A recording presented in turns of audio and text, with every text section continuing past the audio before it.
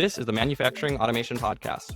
I'm Michael. And I'm Matt. In this podcast, we're going to discuss growing companies, automation and manufacturing, and how we're building the lives and businesses we want to see in the world.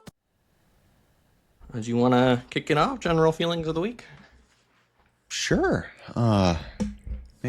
Feelings of the week. I think the best way to kind of break it down, while the week required a lot of focus, kind of like what we talked about with a lot of prepping and pitching, so a lot of execution, if you will, there. It was interesting. I really hit flow. Like, I had a lot of fun this week. So I shouldn't say it was interesting, but I just had a lot of fun. And then there's also some stuff that happened where, like, I was just able to step back because the team's been helping so much and helping prep for these, that I was, rather than more or less just trying to get things done, I was able to really think about them. So I was able to execute those pitches really well. So that was really fun to kind of get back into that groove, if you will. Mm-hmm. So that's good. Yeah. What about Michael? Definitely not exactly the same. It's been, oh my God, got a bug. Is that the breakdown of your week? Yeah, that's the feeling of my week. It's just been a little bit of chaos. So, we have like 3 turnkeys that we've completed over the last month and a half, right? Usually the semi-turnkey process, people take their time, do the training, maybe, 1, 2, 3 weeks out. The training process, we can do it as tight as 3 days, but usually takes about a month. We had, one customer pay really late, one customer in a rush, one kind of scheduled normally. And then it became, 3 of these on top of each other in a week. All of a sudden everyone was trying to do these things as fast as possible. And it became very frustrating very fast. Just dealing with a lot of customer implementation issues that I think our system is not designed to handle them at that pace, right? It's a really interesting topic right there that you're hitting, because it seems like we constantly see this on like our R&D or the smaller projects, if you will. We don't typically see it on the big projects because they're set up, this is the milestones, and develop just doesn't change. Like, this is kind of, we know how to get you a machine that's going to be of quality. We're not skipping steps. But those other projects where it's like, you show them the Gantt, you show them the timeline, it's like, no, we need that 7 days earlier. It's like, what does 7 days matter? Like, yeah, absolutely. We're going to rush this. You're going to stress my team out over nothing. And then more than likely, there's going to be a mistake that's going to occur, and then you're going to be pissed off. And it's like, I'm assuming that's kind of how you're feeling. And it's very difficult to say no to those clients, because I think we're both people pleasers in nature, and so are our teams probably. Yeah, I'd be curious to see how you handled that this week. It sounds like you just said, okay, we're just going to do it. Yeah, I think you had mentioned to me like a couple weeks ago, maybe a month ago, that how there's like a real difference between when a customer is like interacting with you versus when the customer is interacting with one of your employees. And, they'll ask for a lot more, in my case, out of me, obviously, than they would necessarily if they were interacting with my staff. And I'm starting to see kind of some of these issues arise as we're doing things more, now that we're doing more turnkeys, and, maybe we're doing them with a little bit less experienced customers, right? As it becomes more of a normal thing to do instead of experimental, or what people feel is an experimental loading procedure. These things are becoming to be a bigger percentage of my time that are getting kind of more into this non-standardized process, and I think I need to fix that. I think the projects go better when we're taken out of it, Michael. Yeah, I think so too. Like we have in the last, I guess, I'm trying to think of a good timeline around it. I'm thinking of 2 really large projects over the last year and a half here, where as soon as we brought that client onboarded them, we assigned a project lead to that. They were the point person for that customer. I think that customer got better customer interaction. They got good updates on the project, and it was really just candid. There was no sugarcoating. It was just facts. Mm-hmm. And I think that really helped. And then they would still occasionally communicate with me, but it was more like conversational on growing the relationship rather than on the project that's being executed by other team members. It created this interesting separation, if you will. Yep. And so I could be more long-term focused, strategic with those customers while their projects were just being executed. Yep. So I've realized there's some things that maybe aren't necessarily scalable. We're also building intraloads right now, which, I'm not really building the intraloads with the exception of the PLC cabinets. So it's like, okay, well, here's another thing where it wasn't a big deal the first time, but now it's like, oh, now we're building 3 or these at a time. It's becoming an issue that's where my time is allocated. Right? Yeah, you should not be cabling a cabinet. Yeah. Well, I mean, in my view, it's okay if it's a new thing, right? And the issue is like now that the product is in the point of development where it is, I think it's easy to have that take from like a business like yours where everything is PLC driven, right? Where with us, it's the exception rather than the rule. I'm so detached because within Develop's history, I've never written a line of code right. for a machine. I've never created a schematic. I've never cabled a cabinet. I've always lived on the mechanical sales and marketing side of the business. Well, now I still step in and do like reviews of those things, of the mechanical, electrical, and software. Now I don't do any of the engineering. So it's tough because I absolutely love doing those things. And it's just like, it's a weird thing. Yeah. Yeah. So I kind of have seen that hasn't been scalable. And then my hiring woes continue. And I think I finally have figured out like what I've been doing wrong. So, we went through this very onerous interview process. I think you can almost kind of guess what happened with that candidate where I was like on the edge. They just, asked for work from home and I'm like, okay, well, we make him a contractor. We did that. And then, lo and behold, he does, good work for a couple of weeks. And then, honeymoon phase is over.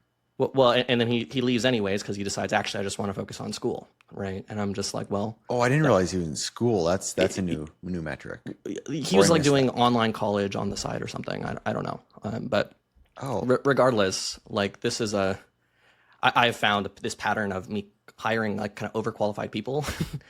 And then, then they have, sometimes over a week, sometimes over several months, they end up leaving for a variety of reasons. They want comp that's unreasonable for the position, or they're just looking for the next thing. And I don't know if it's a qualification thing, Michael. I think it's a personality. No. This has been like 2-3 times in a row where I've hired people I knew were overqualified for the position. But did they have the personality? Because like I've hired people that, I'm thinking through it further on the overqualified aspect, but it's like messaging of buying into the small business culture. Yeah. Like there's just different things that Gimbal and Develop can offer than, let's say, Fortune 500 companies. Like it's just different. And like, that's something I say to team members. Now they're going to be given a lot more opportunities typically is what you might not be able to make as many X dollars. I bet you're going to be able to move your career a lot faster than you will elsewhere. I think, we're very transparent and hire along that axis. Okay. Like in particular, I do think it's just been an overqualification issue where, I'll go and I'll hire some guy who worked at, has a engineering bachelor's into an assembly position. And, that obviously, and I've had that conversation with them, like, why did you apply to this position? Blah, blah, blah, blah, blah. And I think there's this thing that's happening right now in like the job market, at least in LA, where people are just, shotgunning job applications and will kind of interview for anything and hope they can kind of weasel their way into a different position. We had go ahead. Nope, sorry, go ahead. I'll say the intern that we had that ended up moving to Montana, she said that one of her professors said it takes on average 70 applications just to get one interview for most college students right now. Yeah. It was like 60. It was a metric somewhere between 60 and 70. I was like, holy crap, that really put me back. Yeah. Which is insane right now. And just generally speaking, the number of like engineering degrees I see into entry level positions are insane. But nevertheless, but the market's not soft, is it? Like, I don't think it's that crazy, is it? Or am I just in my own isolated automation bubble here where there's just an abundance of work? I don't know. To be honest, I mean, it feels more like an employer's market than an employee's market right now, for sure. Okay. All right. Back to Michael's topic. Matt's questions are over for a bit. But anyways, we hired a shop hand, and I tried to, for the first time, to like really stick to not doing the thing of hiring overqualified people.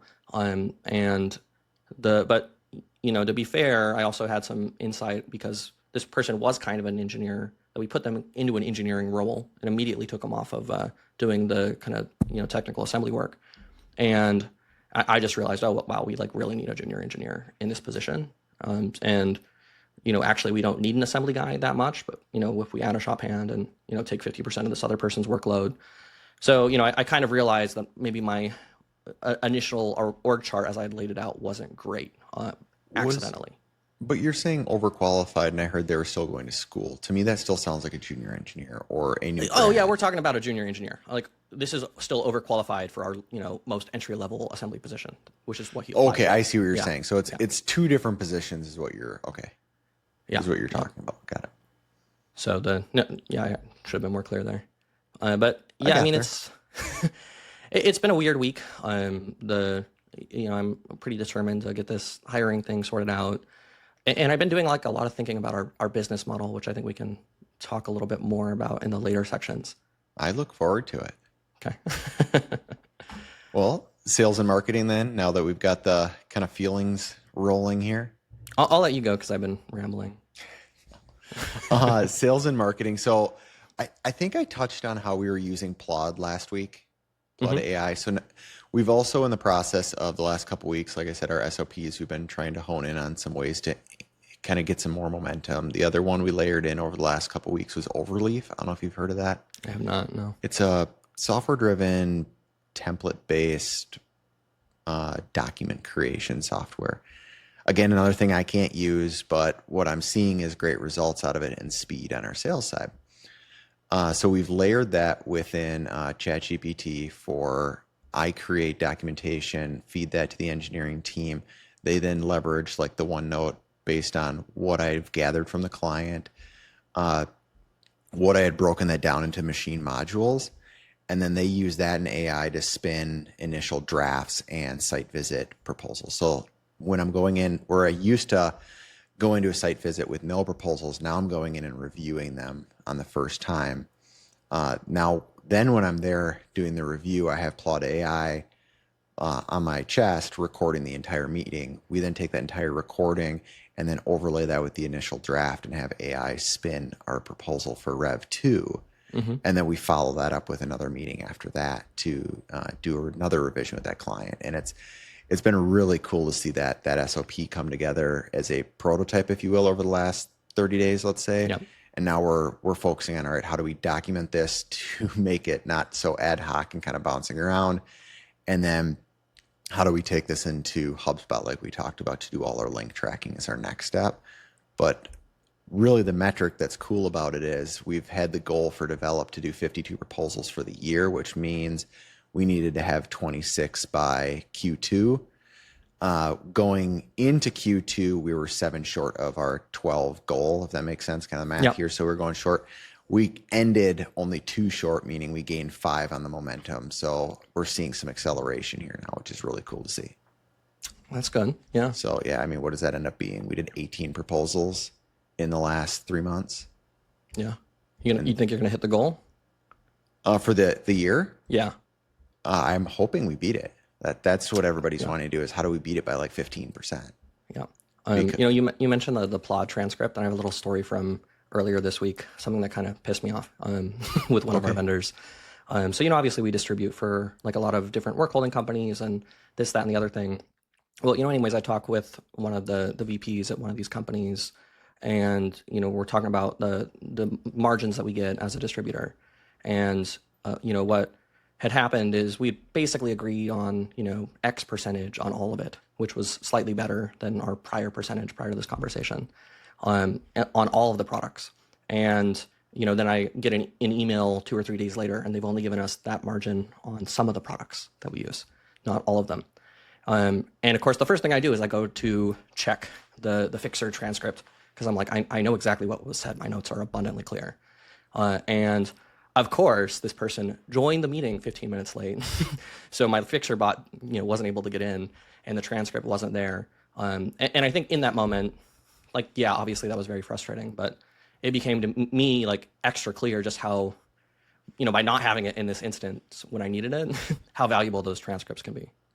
I'm tempted to like, I'm using it in internal meetings. We bought some more this week for the team to use them on their meetings to Yeah.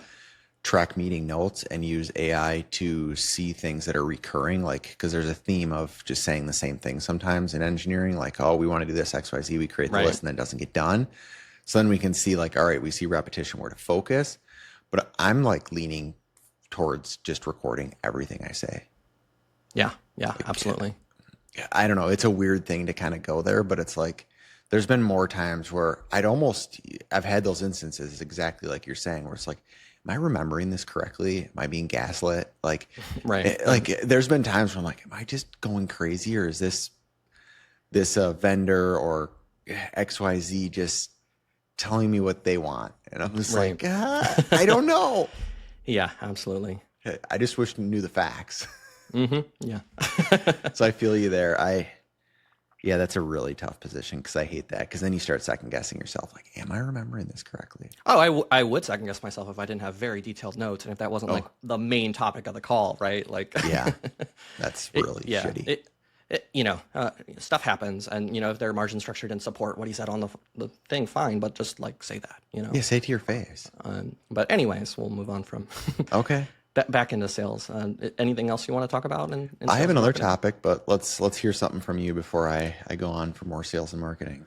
Well, obviously our like Intraload 3D viewer is up. I don't know if it was up last week or if I was still working on it. We have like really put a focus back into email newsletters.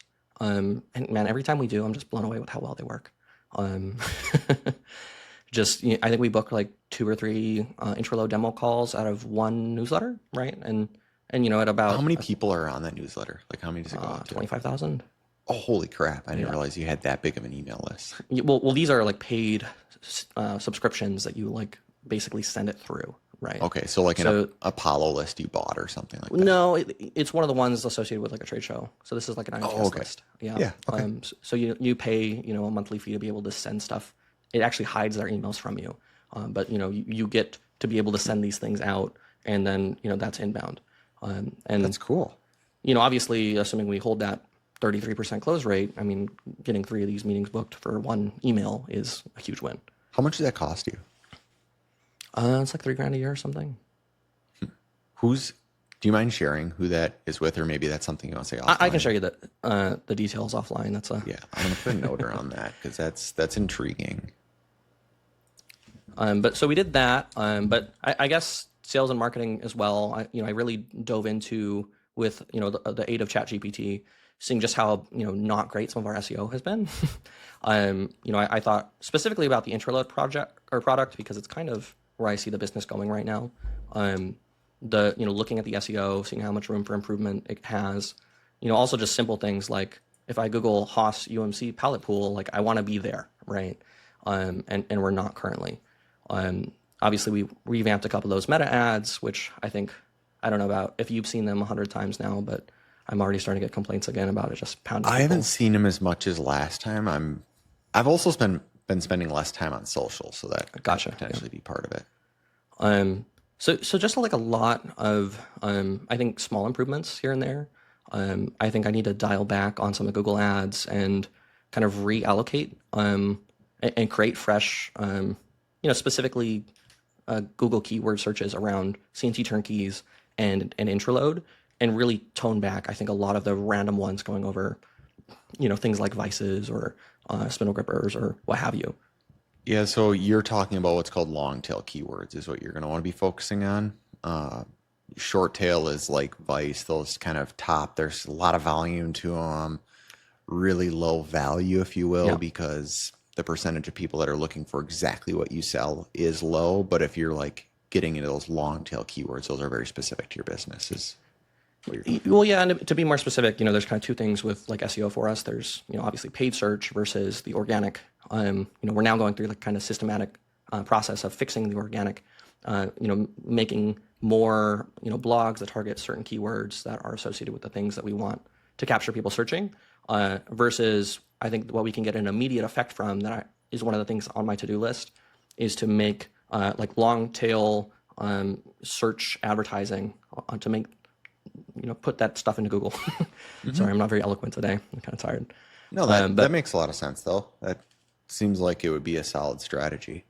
Yeah, specifically just to target like intro-low turnkeys, because like that's where the majority of our revenue is coming from. Yet we're spending the majority of our ad spend on like spindle grippers for CNC machines, like still long tail keywords, but those are much lower potential customers to bring in. Yeah. Okay. Anything else? Now, you said you had one more topic. I have one more. So I owe you a bit of a thank you from several podcasts back. We changed our automation assessment kind of sales process to putting a proven process in there. We then kind of layered that with something else that I'd been wanting to do as a good, better, best model. So now we're kind of spinning it a little bit, but we're really just tweaking it. It's now kind of turned into coaching, where level 1 is pretty low cost, where we'll do coaching. We then have roadmaps where we go on site and we build out automation roadmaps for companies. And then the last one is automation partnership.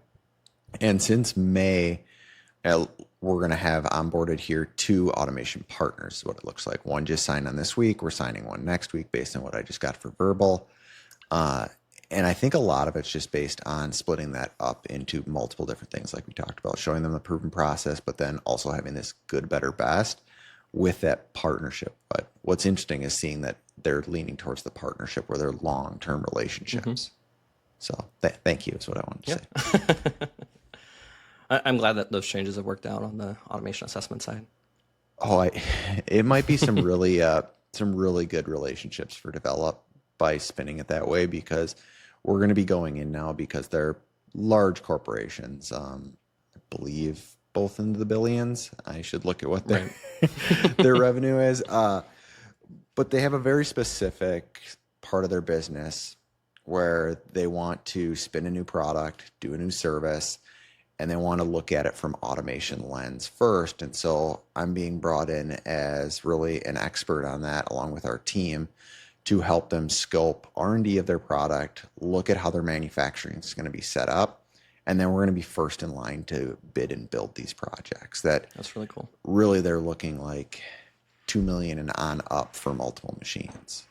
So granted, those sales won't happen now for probably another 2 years, but it could be really strategic, solid strategic play for development. Are they in essence like putting you on retainer?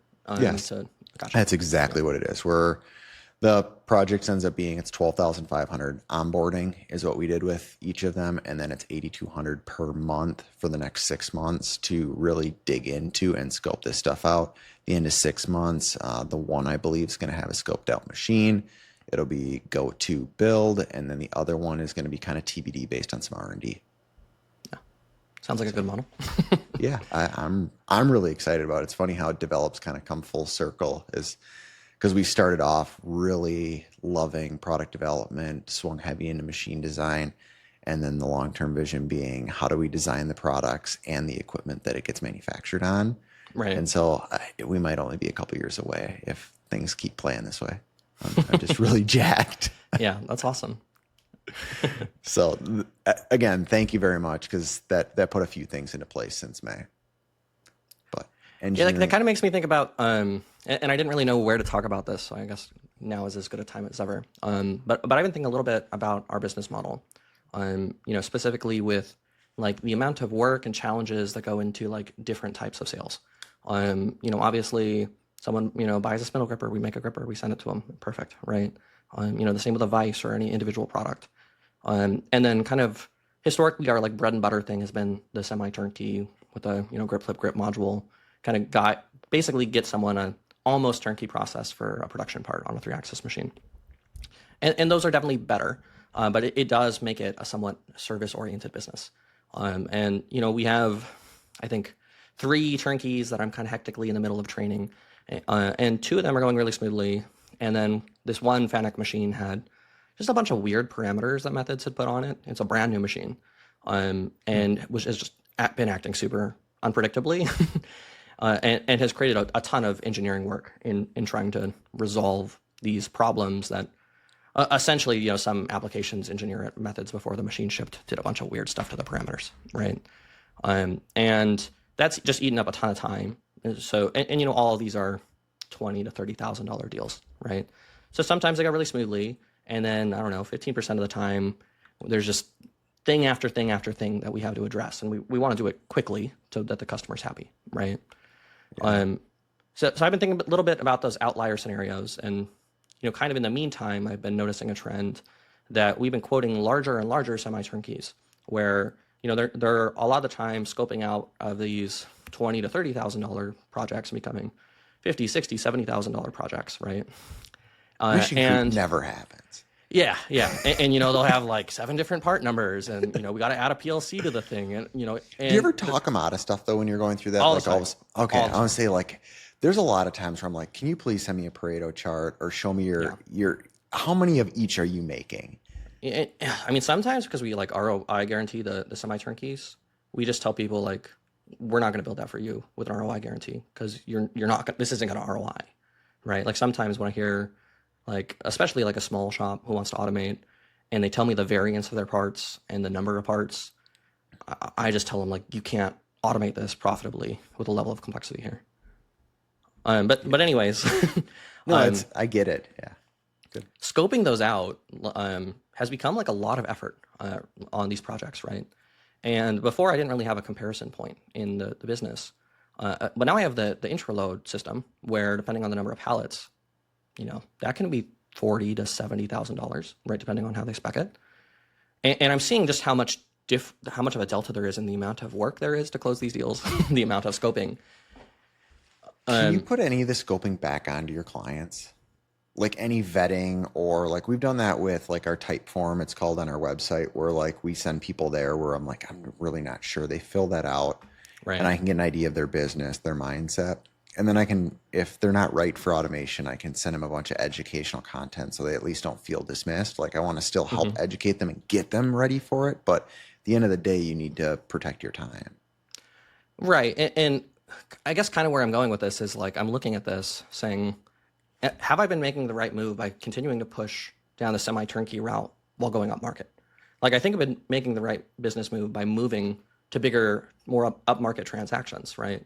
But with the semi-turnkeys in particular that get complex like this, a lot more has to go right. You have to have more talented staff at the facility. You have to scope them out a lot better, right?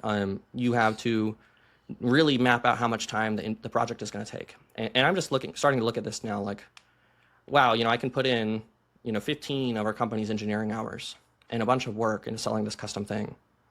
Or I can just sell another intraload, right? And I'm starting to look at that thinking, well, maybe where I need to shift the business model is that I just need to like hunker down, focus on intraloads, or even things that are similar in that manner. And, here's your $50,000 widget or box, as opposed to, here's your $55,000 custom implementation, right? I'm kind of seeing like, as I've been going this direction with the semi-turnkeys, it's becoming more consulting-y, which I'm starting to not like. Could you just stop doing the turnkey and invest a bunch of energy into creating educational content? And so that the barrier is the only people that are going to buy this stuff are going to do it themselves. Well, the thing is like the semi-turnkeys are such a significant portion of our revenue that I can't just stop, right? I mean, would your volume go up if you did that? So if say you did all the education, you continue to do it, but right, you lose the customers that just don't have the aptitude or the capacity internally to self-integrate. Now, the tough part will be making sure that the customers that don't know how to don't just accidentally buy it. Yeah. And then now they're calling and wanting support. So I think like what I'm starting to think about is that not getting rid of semi-turnkeys altogether, but getting rid of these like crazy complex ones where there's 5 operations and 7 part numbers. And, Oh, I see what you're saying. Because like we have the grip flip grip module, the 2-op automation stuff, like it works. It's a process, it's 15 grand for the hardware, 10 grand for the implementation. Like we do that, 1 a week at least. But it's in particular these big ones that continue to be a little bit unpredictable. And I think the biggest thing I'm seeing is like they're just a lot of work to make the proposals and they're hard to close. Do those customers need to start there? Start where? I'm saying all in the high complexity. Yeah, the high complexity. Could you just say, if you're an initial customer, we don't sell this. There's a learning curve that we know goes with becoming a Gimbal customer. The kind of walk run, I mean, we could build a process around this proven process. The walk run method here is you're going to start with a standard 2-up or 3 operation, whatever you want to say here. wherever you want to draw that line. And we have to do an integration there first. If you're willing to invest there, we're going to get you there, but I'm going to show you how to get there strategically so we don't overburden either of our staffs. Right. That might be a good way to pitch it rather than turn these down. You just say, we're just going to do a simpler project first. And then now you might actually increase your revenue because you yourself too. Maybe. I guess the other thing like that I'm seeing with the customers who are asking for this is they're like these giant mega corporations, right? They're all, $1 billion plus corporations who are asking for these level of scoped projects. And I'm also kind of realizing that we're in this like weird uncanny valley of like between OEM and automation integrator, where like the buyers don't really know how to treat a $50,000 to $60,000 purchase, right? That's a custom service like this. Yeah, it's not a contracting or a consulting agreement or service agreement like Develop has to go through. You're viewed as a product at that point. They want to look at you at like buying a semi-custom Silverado. Right. And that's a challenge. And so I guess like what I'm saying, like long term, I'm starting to think a lot more about, okay, how do I simplify the turnkey process? Make this more product and process focused as opposed to more consulting-y, like where I think it's starting to go. And what's in the back of my head is like, okay, we need a 3-axis intraload, which I know I've mentioned before, and you push back on. And my philosophy has changed about when we build it and how we build it, but I do think like that's where I need to take the business. I think it's still a solid play or solid strategic play for you. I think timing is the most critical because I think you're currently spread thin already. Yep. You're trying to staff. You have a really good product that hasn't saturated the market. So I think you should continue to learn from putting them on the 5-axis and then work down. It's kind of the opposite of everything you've done this year is worked up market. Then you're going to have found this really good up market product and you're going to take that technology and go down for the masses. But if you do that too soon, you're going to feel, because what's going to happen is you're going to sell a bunch of them, I'm assuming. And then your staff's going to get really stretched and really spread thin. Right. And you'll feel a pain that's not fun. Well, I actually agree with you. Like now isn't the time, right? And I think that's one of the first times I've been like responsible and I've been saying that. I thought I was going to say the first time you've ever agreed with me. Yeah, no, like you called me out, I don't know, like a week and I think a week prior to that too, about like, what's going on with this 3-axis intraload concept. And, it just isn't the time. It just isn't. And yeah, like we need to hit saturation with the intraload. The other thing about the intraload that I think is making me feel like this is like, we get, when someone is doing like going from a semi-turnkey to self-implementing on the next part number, we might have to give 2-3 hours of support to get them there, right? And there's always like, there's quirks, there's things with grippers, there's things you need to know. You need, some level of applications knowledge. Versus with the intraload, it just runs, right? Like it just does the thing. And I think that's one of the things about pallet tending is from a user perspective, it just takes zero skill. And that's really nice for us because it's like close the $50,000, $60,000 deal next. And there's no like worrying about, some little mishap that could happen along the way with a gripper.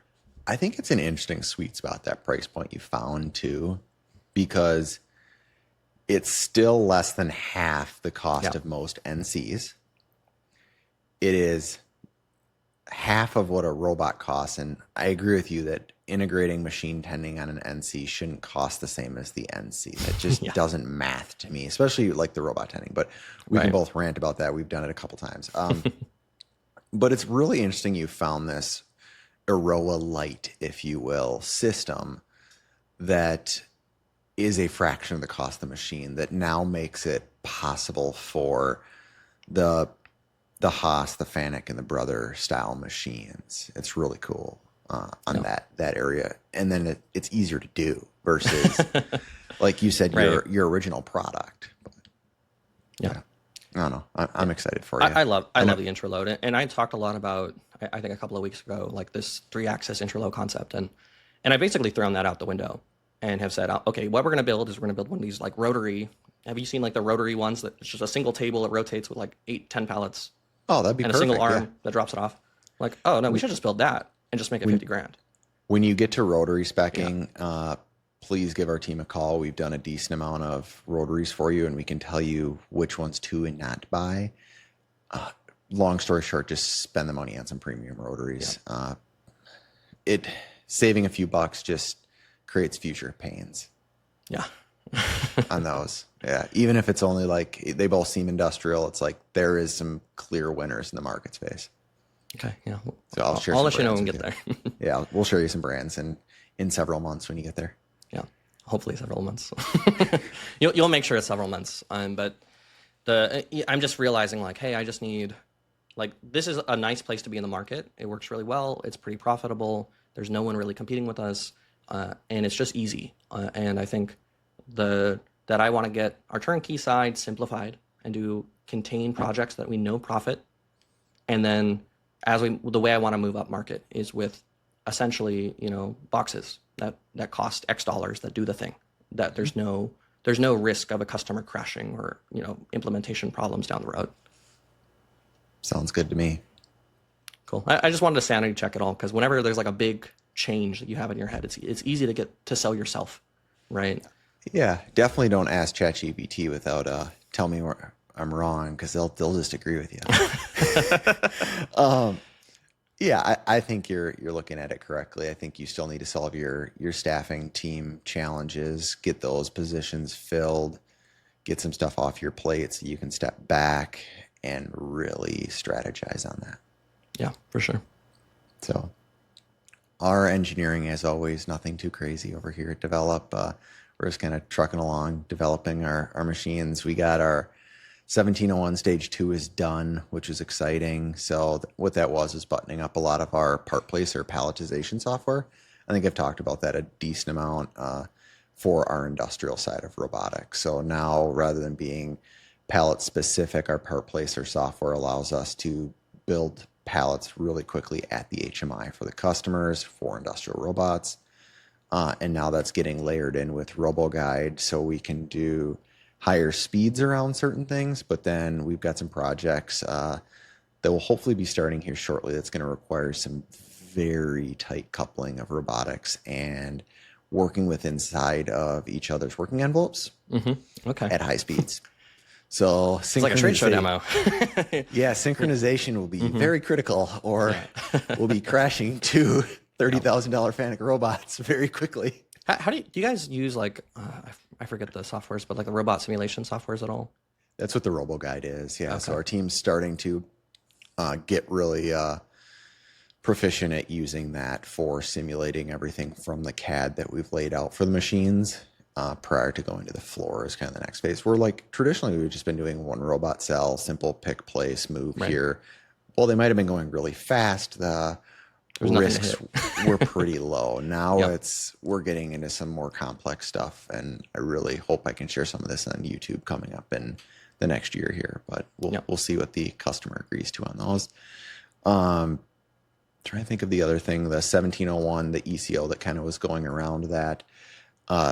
That's going, everything went into procurement. What was the change order for? Was this Netrunner related, something else? Kind of a part change on the product, and then some speeds. So we had originally scoped the machine with a SCARA, and we had hit like 99.5% reliability, I would say. And it's a machine cell that needs to run at something we were not happy with. So we went to the customer, made it very clear, yeah, we've technically hit the metrics per our contract. Let's look at an ECO here, because we know you want to put multiples of these in your facility. We consider this an R&D one for the first one. Let's get it right. Thankfully, they received, obviously nobody likes hearing that, but it was received very well. We went through it. We mitigated their risk by doing a benchtop test to show them how it was going to work better. That's working, and now it's going into the full build. So weldments and everything were ordered. All the new componentry is going into build. I got to say, though, I really wish we had welding in-house for large weldments, but it's just not in the cards right now. But that is the killer of our critical path. Every time we get a frame, whether it's T-slots or Bosch or welded frame, it kills our project critical path. Like we had scoped for, I think it was 10 weeks. This is taking 12. That's a 2-week direct hit. And it's like we had even padded it. And it's like because the last time we ordered weldments, it was 8 Yeah. weeks. Yeah. It's like, it's actually simpler. Like, what's going on? So it's just frustrating. The weldments are driving me nuts. I'm thinking my team's probably sick of hearing me say that, but it's not anybody on the team's fault. It's just frustrating. Yeah. I mean, before I've definitely been too optimistic to bring things in house, and then, maybe didn't scope out, or maybe I didn't scope out the amount of labor or the amount of space or the things that those processes would add, right? Which I'm trying to be more disciplined about.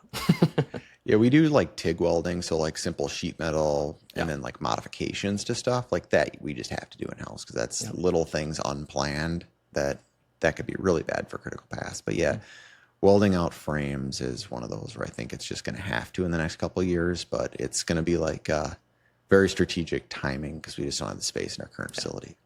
Long term, if you guys are actually welding, because a long time ago, we bought our laser welder when we were doing contract manufacturing, and we moved from TIG, and God, that saves so much time. And there's some like cheap ones you can buy. Yeah, that'll definitely be something we need to look at. I mean, for other engineering and R&D, I think the other thing I'm enjoying hearing on the team is, especially on like the R&D projects that we have going, is team members being like, it's not in scope. Like we built a scope for the R&D. It's not in scope. Let us get this done first. Or a team member's wanting to add something, or typically it's Matt. And I love it when the team's like, Matt, you didn't scope that from the beginning. Right. Tough shit. Yeah. Like, I like it. Perfect. Yeah, that's good. So that's been kind of fun for the last couple weeks here too. But anything else I guess you really didn't cover much for engineering. Well, there's really only two things, and they were both kind of test projects that we'd handed to this guy who, was originally going to be an employee, and then was a contractor, and now left. So he was doing the new version of the quick flip station, and then the new 24-volt converter to clean that up a little bit for the encoder kit. And they both got like 80% of the way there, and basically I just like stayed late and picked up the 3 hours of slack to finish the projects out, which was mildly irritating, but sometimes necessary. And there's like little things, like we have this sheet metal bracket for our roto flow links. Send shout out you did. Yeah, well, we had this other one that was thinner, and it works fine on the Brothers. It's designed to work on the Brother machines and the Fanuc machines. And I saw a customer video of a Fanuc machine one, and it moved more than I would like. So I'm like, okay, this needs to be thicker. And we'd actually gotten burnt by Sand Cut Sand, and we ordered like 200-300 parts, and we're all out of spec. And they pretty much told us to go pound sand when we brought it up. So I didn't use them for years, and I was like, okay, I'll give them another try. And glad we did, because we couldn't make these parts for as much as they cost us. We've been super happy with Send Cut Send, but we started using them within last, I'd say, 12, maybe 16 months at the most. And it's been great. But there's a decent amount of other players in that space too that we'll quote against now at this point. Yeah. So, but glad I'm giving that another shot. But yeah, that's pretty much it for engineering R&D. Nice. Okay. I'm glad you're holding yourself accountable to your expectation. Yeah, I mean, their goal. There's little things like little PLC tweaks to get, the 16 pallet extension for the intraload, but we're not overhauling anything right now, which is good.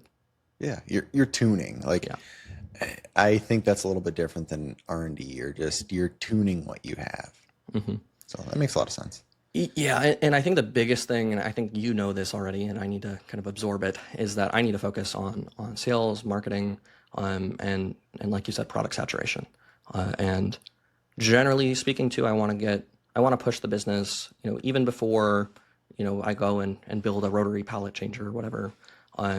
I want to push the business less into this custom direction and try to replace that revenue with just more intraloads right now.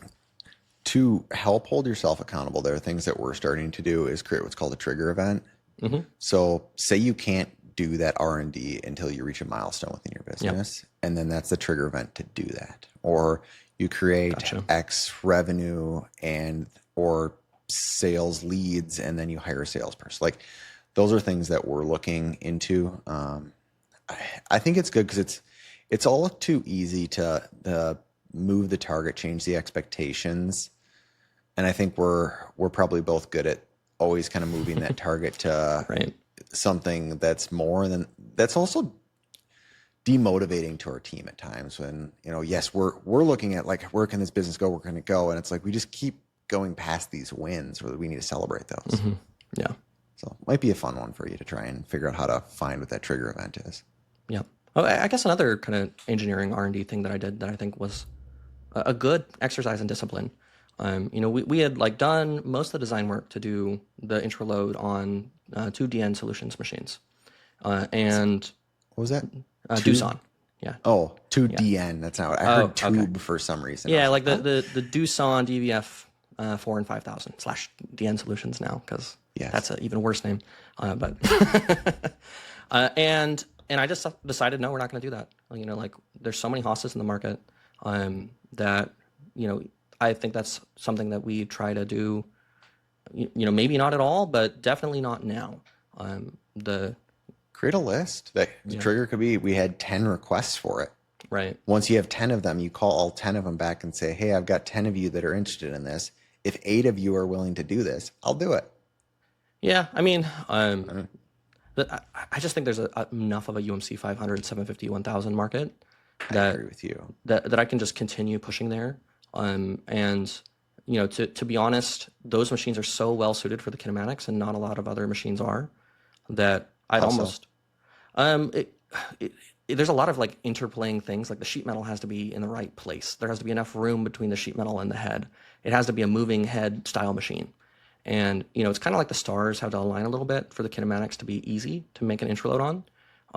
And because of that, I think probably the right move for us from an engineering perspective is to wait to do the extra load, like the simplified rotary version, until, we've reached that saturation point, and probably to never expand significantly outside of, maybe 1 or 2 key brands on the normal intro load. Okay. But I'm still figuring it out, right? So it's a moving target for sure. Okay. I mean, we're always figuring it out. Yeah. Company-wide updates and improvements?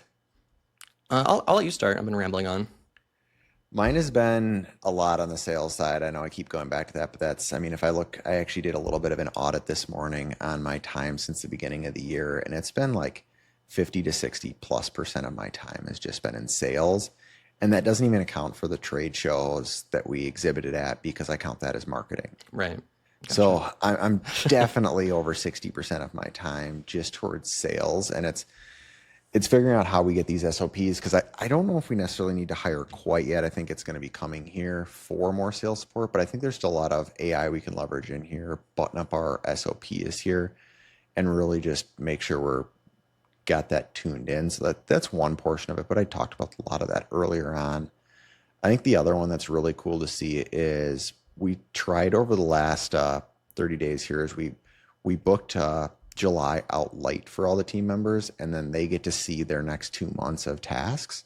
Mm-hmm. And then they were tasked this Friday with looking at next month, and with efficiency in mind for all their tasks, they can look out as far as they want.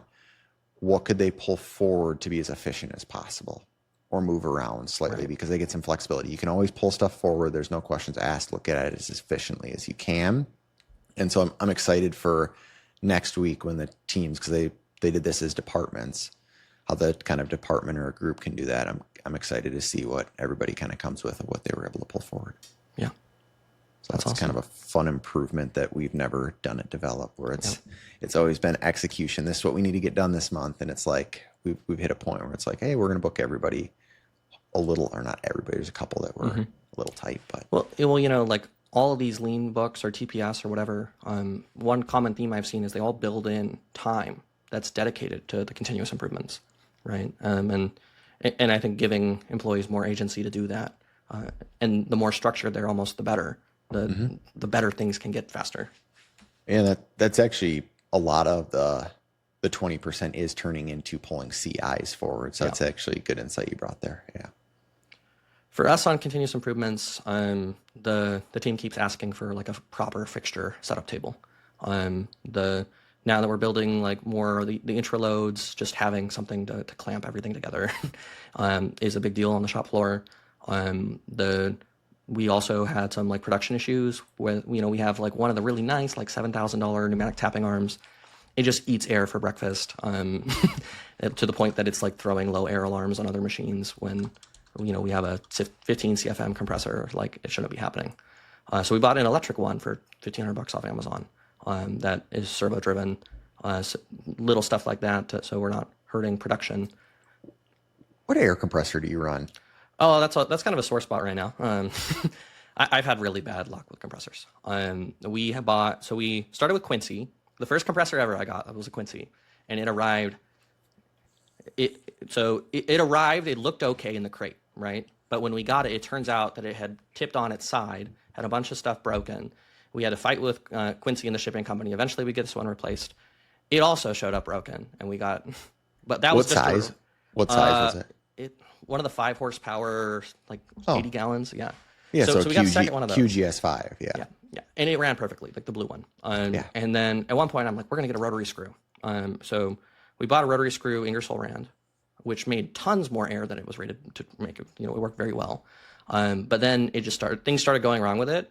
It has like no wiring diagrams. Ingersoll got bought up by this Indian company. The support is terrible. It was a $14,000 compressor. I think I spent $8,000 trying to fix it. And yeah, and I gave up on it. We bought an Eaton air compressor for $10,000.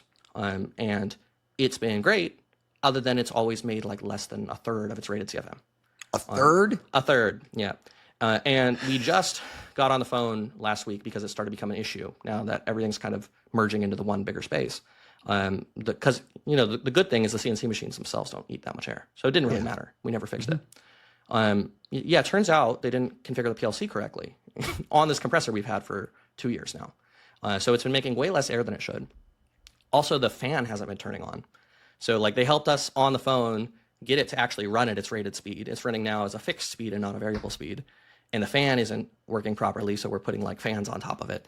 At least it's built nicely. Like the Ingersoll has like wires going everywhere, whereas the Eaton's like nice, perfect in rails. But I would probably recommend Kaiser at this point as opposed to Eaton. Yeah. We just ordered another Quincy.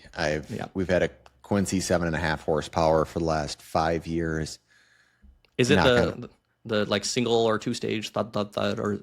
No, it was a screw, so it was 7.5. The QGS 7.5 is what it was. Ran in my basement for several years. We moved. Oh, yeah, screw compressor in your basement? Yeah. Okay. Well, then it's not as loud. Yeah. But they make that as a single phase, so I was able to do it there, so I didn't have to put it on my rotary. Oh, okay. And my basement was quite interesting setup. Yeah. How has the Quincy screw compressor been? It's been awesome. That 7.5 has been a tank. Yeah. I mean, our Eaton's a 7.5, but man, my air compressor luck. So I decided we bought another QGS 15. So basically double what we have. We're going to run the 7.5 for whatever is our backup lead leg. And then once we need more air, we'll probably buy another 15. Yeah. Well, when we get to buying another screw compressor, which I'm sure we will, I will take that Quincy recommendation under advisement. They're not necessarily the most efficient or the highest, they're not a sexy compressor, but I just want one that runs all the time. Yeah, like our normal compressor, it's the thud, like the single stage, not the screw, right? The 5 horsepower. It just runs. and every screw compressor we have had has been a maintenance nightmare, no matter how perfectly we stay on top of the maintenance schedule. And to be fair to the Eaton compressor, I bet it would be amazing if they had just set up the PLC correctly. Probably. But I still have to go and spend another 2 hours on the phone with them to actually get it properly fixed. Anyways. Back to your company-wide updates and improvements. Sorry, I derailed it because I was curious because I saw you had posted something on social, and I've been super happy with Quincy, so I felt like they deserved a little bit of a shout out. For sure. Yeah, I mean, I guess one of the CIs is just going through maintenance things. Right now, our Formlabs Fuse 1 is down. I mean, it sucks to have a $50,000 3D printer down. Throwing like inexplicable errors. You kind of know with that system what you're going into, and that it's going to be a little bit more of a challenge. It's a little bit less of a mature product, but that's been frustrating too. And there's like little improvements people have been asking for, like the Haas DC1. We're like redoing the coolant lines because the little blue flexible line system they have is terrible. So we're putting like proper hard nozzles on. Mostly little shop related stuff right now. And I think for me, my commitment to next week needs to be focusing more in on sales and marketing. The one like really big CI that I finally made, I found myself always making the same quote. The 2-op automation module semi-turnkey, that was one of them, right? $20,000 to $27,000. And another one was a UMC 500 intraload, which is always $45,000. And I've made the same quote in HubSpot so many times. And I just finally made a generic customer with our own email. One quote, right? And I just share that same link with people. I can still see who viewed the link, but I'm never making an additional quote in HubSpot. I'm going to have to share you because I'm digging in this a little bit. I believe there's ways to lay that out as templates. Yeah. But I'm going to know more because that's laying out as one of my next CIs is how do we migrate to that. Ours are a little bit different because ours are always custom proposals, right, except for the MRS and VFS stuff. So, and the automation assessment. So stay tuned. I will see if I can find an even better way for you to do that, hopefully. Yeah. And I think I had mentioned to you, like my dream was that I just tell like ChatGPT or some AI thing, make me a quote for this customer. You can find them in my email for a 2-op automation palette, find their company information off their website, like blah, blah, blah. If I could just write that out or even speak to it, like that would save so much time. But so that's what we're doing with Overleaf. Okay. For custom bids. Yeah. Okay. I need to hear more then. Yeah. So that's what we've done is I give it generic notes and data, not quite to ChatGPT, but that's where I'm hoping we can go. There's some other linking APIs that we might be able to bring that together. But yeah, there's certain things on that I don't necessarily want to share online because it is making us the fastest quoting company for custom automation equipment, I believe, on the planet over the next couple months here. Yeah. But I definitely want to talk to you offline about that. Yeah. As an aside, your advice to go take just call transcripts or similar, or fixer transcripts mostly, and put them into ChatGPT, have that write a transcript and have that write a follow-up email has been excellent advice, works much better than fixer, saves a ton of time. Good. Happy to hear it. Yeah. Any other CI stuff? That's it for me. I don't have anything else. I think it's the accountability.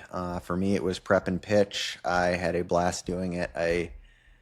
I'm quite happy that this week was as fun as it was.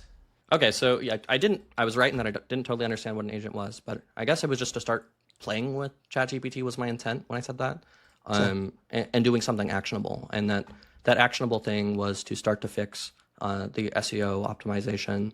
I guess that's a little redundant, but the SEO for our intraload page. And kind of the goal that I've laid out now internally for us is to do one of these pages a week. Just go, tell ChatGPT what keywords we're going for and how we can optimize it. And that has been amazing. So much faster. So I'm actually going to push back on that strategy. Yeah. What I would recommend looking at is all the pages that you want to go after, and then the keywords that you really want on pages, because otherwise I fear that you're going to create a lot of conflicting keywords between the same pages. So where you're trying to get multiple of the same pages top of the Google, but they're conflicting now.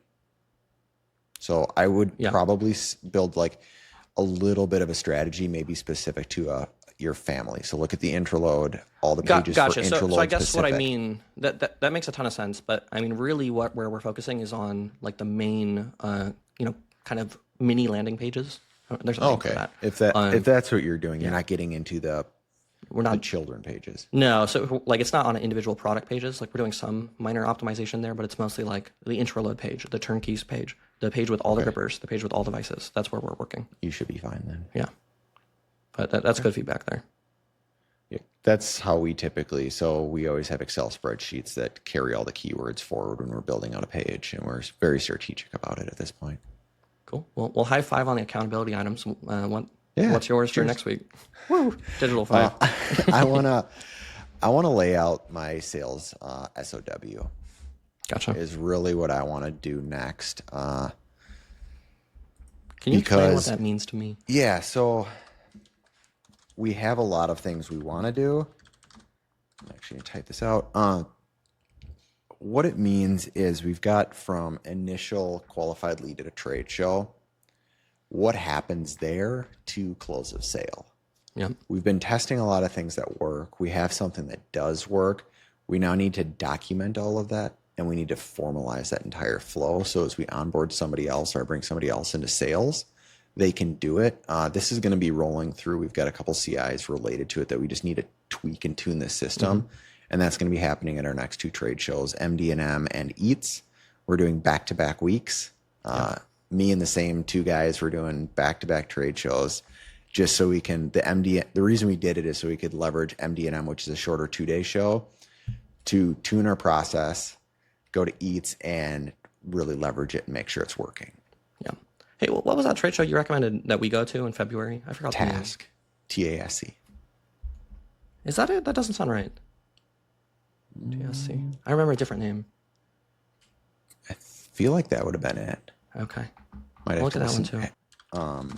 to deal close is what I want to do, because the team's been tasked with, we want to be the fastest in the market from meeting a lead to getting them a pitch and a proposal and then getting their project started, because automation time is literally money. And the quicker we can, or the more we can compress that, the better for both parties. Yeah. So that's really what we're trying to do. And I believe we've really shaved off a significant portion with a lot of this testing we've been doing recently. And I'm excited to bring it all together. Gotcha. So bringing it all together, I'm still trying to figure out what that means for the accountability item of did Matt do it or not?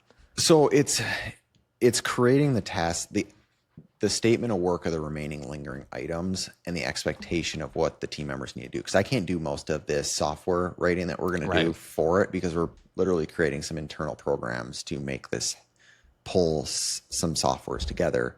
And so it's documenting what's expected of those team members. So then when we get to MD&M, we can utilize it, and then how we're going to iterate it. Does that make sense? Yeah, that makes sense.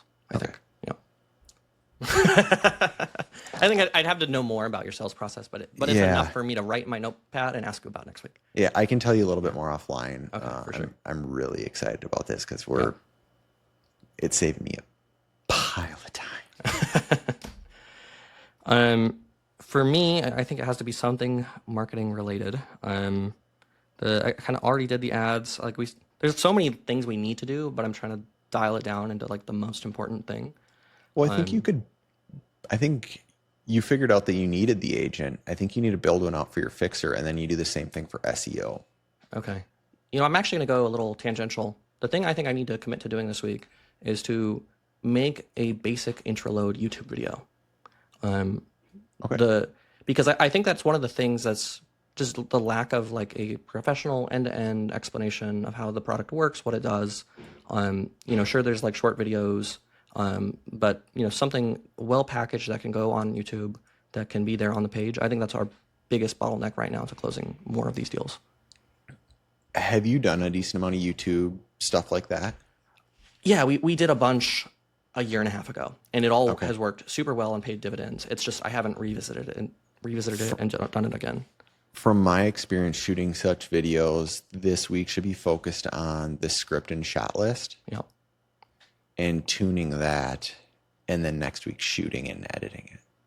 Okay. That's what we found makes our video shoots better, rather than trying to cram it all into one week, because then you think about it.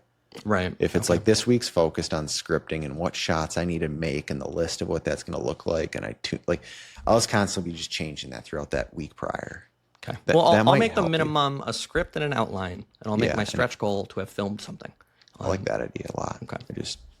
Scripting helps me a lot, but my memory's bad, I guess. So. Oh, that's actually a cool little CI. I have a teleprompter that I use. In practice, it's such a huge pain to set up. It's Elgato, I think, is the brand.